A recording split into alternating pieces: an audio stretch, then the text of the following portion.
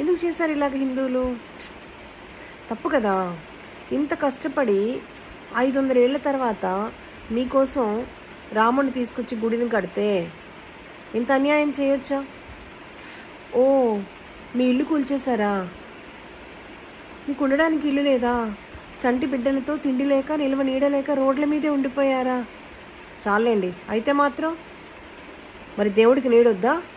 ఎన్నో ఏళ్లుగా పాపం గుడిసెలో ఉన్నాడండి దేవుడు. మరి ఆయనకి నీడ కావాలి కదా. మీకు నీడ లేకపోతే ఏమవుతుంది? భరించండి, మనుషులే కదా మీరు. తిండి లేదా? అయితే ఏమవుతుంది? దేవుడి కన్నా ఎక్కువ మీరు? నోరు మూసుకొని ఓటేయాలి కదా.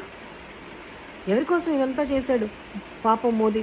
ఎంత కష్టపడి హిందూ ముస్లిం ద్వేషాన్ని పెంచి ప్రచారం చేసి గుడి మీద రాజకీయం చేసి ప్రపంచవ్యాప్తంగా అయోధ్యలో గుడి కట్టినందుకు ఎంత ప్రచారం చేసుకున్నాడు పాపం.